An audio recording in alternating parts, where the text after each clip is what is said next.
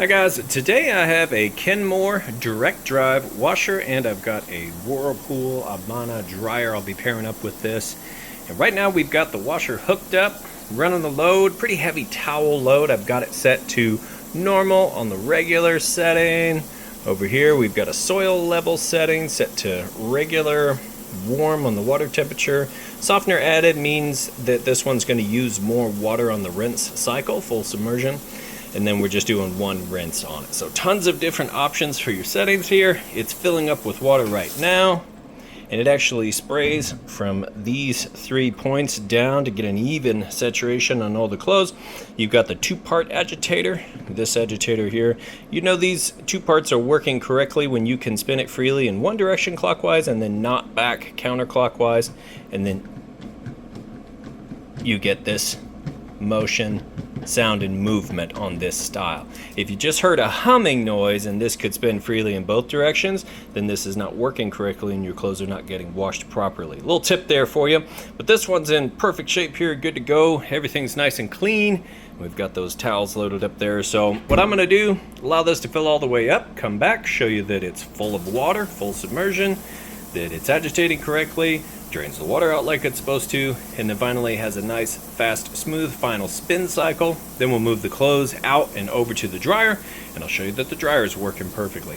All things that you would check, because if you were standing here yourself checking it out, you get to see that everything works perfect. When you get it home, plug it in, you'll be good to go. So we'll let it fill up here and we'll come back. Okay, so when we lift the lid up, it's obviously going to shut it down with the safety switch, but you can see full submersion on the clothes there. Now it's going to kind of resense, spray a little water, and go back to agitating.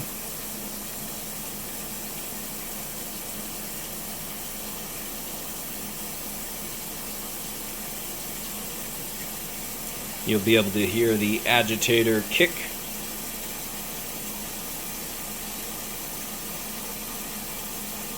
Now this, while it's doing this little thing here, this doesn't have anything to do with how much water it's going to use. This is going to determine, this is basically you telling it how long it needs to agitate. Whether something's not that dirty, it's a quick load, and so it doesn't have to agitate too long or be in the wash cycle too long, or you're saying the clothes are super dirty and really need to be agitated for a while. That's what this is here. So if you want a quick wash, you want to set this on light soil and come over here to express. That'll give you about a 30-minute wash and does a really good job because it's still going to use full submersion. Like I said, this has nothing to do with how much water it's going to use. It is an auto sensing, but this was before they started going super low water. This still uses full water. You can hear it, nice and quiet agitation. All right, we're moving out of the wash cycle. Moving into the rinse cycle, draining that water out. Nice and fast.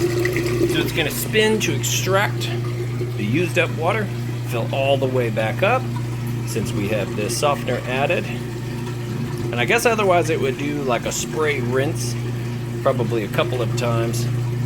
However, this here is going to make a full submersion rinse cycle, and it'll agitate for a bit. Then it'll drain that out as we move into the final spin, which is what I'll come back for next. Okay, moving out of the rinse cycle into the final spin cycle. Just draining all that water out, getting up to speed. You can see from the outside, nice smooth operation. Sounds great. And what I'm going to do is go ahead and lift this lid up. The safety switch will engage and it will stop it, but you'll be able to see that everything's spinning nice and fast before it puts the brakes on too much. So here we go. That safety switch engages and comes to a stop. So I'll let it get back up to speed, finish up that spin cycle, then we'll move on to the dryer.